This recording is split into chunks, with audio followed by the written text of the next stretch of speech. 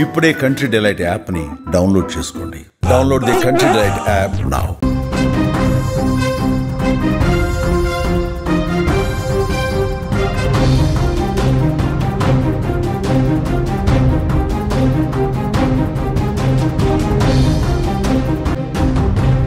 రాదు రాలేదు అనుకున్న ప్రతిసారి ఎంట్రీ ఇచ్చి ప్రజలను భయపెడుతుంది కరోనా వైరస్.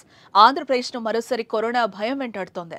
దేశంలో కరోనా వైరస్ కేసులు పెరుగుతున్న వేళ విశాఖలో కూడా మొదటి కేసు నమోదు కావడం ఇప్పుడు కలవరపెడుతోంది. విశాఖలోని మద్దెలపాలెంకు చెందిన 23 ఏళ్ల యువతికి కోవిడ్ పాజిటివ్ గా నిర్ధారణ అయినట్లుగా అధికారులు అంటున్నారు. సదరు యువతి 4 రోజుల క్రితం జ్వరంతో బాధపడుతూ నగరంలోని ఒక కార్పొరేట్ ఆసుపత్రిలో చేరింది. వైద్యులు అనుమానంతో కరోనా నిర్ధారణ పరీక్షలు నిర్వహించగా ఆమెకు పాజిటివ్ గా తేలింది. నిజ నిర్ధారణ కేసు మళ్లీ కేజీహెచ్లోని వైరాలజీ ల్యాబ్ కు నమూనాలు పంపించారు. అక్కడి పరీక్షల్లోనూ కరోనా పాజిటివ్ గానే నిర్ధారణ అయింది. అయితే యువతి ఆరోగ్యం నిలకడగా ఉండడంతో గురువారం సాయంత్రం ఆమెను ఆసుపత్రి నుంచి డిశ్చార్జ్ చేయడం జరిగింది.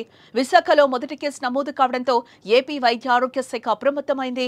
ముందు జాగ్రత్త చర్య చేపడుతున్నారు. ఆమెతో క్లోజ్ గా ఉన్న వారికి టెస్టులు కూడా నిర్వహిస్తున్నారు. అయితే బాధితురాలు ఇటీవలి కాలంలో ఎక్కడికి ప్రయాణం చేయలేదని ఆమె కుటుంబ సభ్యులు చెప్పడం కాస్త ఊరటనిచ్చే విషయంగా ఇక్కడ మనం చూడొచ్చు.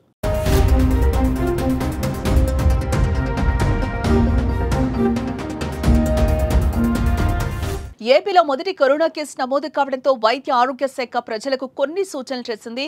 జ్వరం, దగ్గు, జలుబు, గొంతు నొప్పి వంటి లక్షణాలు కనిపిస్తే వెంటనే ఇంట్లోనే వేరుగా ఉండాలి, ఐసోలేట్ అవ్వాలని తెలిపింది. వైద్యుల సలహాలు, సూచనలను అనుసరించి మాత్రమే మందులు వాడాలని, ప్రయాణాలు చేసేటప్పుడు, జన సమూహాల్లో ఉన్నప్పుడు తప్పనిసరిగా మాస్కులు ధరించాలని పేర్కొంది. కోవిడ్ కేసులు ఎక్కువగా నమోదవుతున్న ప్రాంతాల నుంచి వచ్చిన వారు ఏవైనా అనుమానిత లక్షణాలు కనిపిస్తే వెంటనే కోవిడ్ నిర్ధారణ పరీక్షలు చేయించుకోవాలని ఆదేశించింది.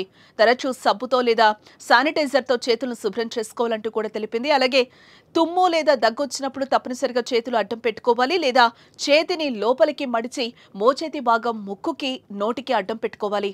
కరోనా వైరస్ వ్యాప్తి చెందకుండా ఉండేందుకు ప్రజలు ఈ జాగ్రత్తలు తప్పనిసరిగా పాటించాలని సూచించింది.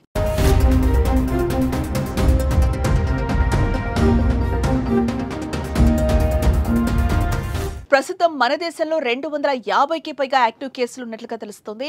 కేరళ, తమిళనాడు, మహారాష్ట్రలో పాజిటివ్ కేసుల సంఖ్య పెరుగుతోంది. కోవిడ్ కారణంగా మహారాష్ట్రలో మరణాలు కూడా సంభవించాయి. ఇటీవల 2 కరోనా సోకి ప్రాణాలు కూడా కోల్పోయారు. అటు పాండిచ్చేరి, ఢిల్లీ, గుజరాత్, రాజస్థాన్, సిక్కిం, హర్యానా, కర్ణాటక, పశ్చిమ బెంగాల్ రాష్ట్రాల్లో సైతం కరోనా భయపెట్టగా ఆయా ప్రభుత్వాలు ఇప్పటికే అప్రమత్తమయ్యాయి. ఇప్పుడు సర్క్యులేషన్లో ఉన్న వైరస్ ఒమిక్రాన్ ఫ్యామిలీలోని JN1 అనే వేరియంట్ నుంచి వచ్చిన సబ్ వేరియంట్. ఒరిజినల్ వైరస్తో పోలిస్తే దీని తీవ్రత చాలా తక్కువ. థర్డ్ వేవ్లో వచ్చిన ఒమిక్రాన్ వేరియంటే అప్పట్లో పెద్దగా ప్రభావం చూపలేదు. తాజా వేరియంట్తో పెద్దగా భయపడాల్సిన అవసరం లేదని కూడా వైద్యులు చెప్తున్నారు. అలా అజాగ్రత్తగా ఉంటే మాత్రం చాప కింద నీరులా వ్యాపించి మరోసారి పాత గడ్డు పరిస్థితులు వచ్చే అవకాశం లేకపోలేదు.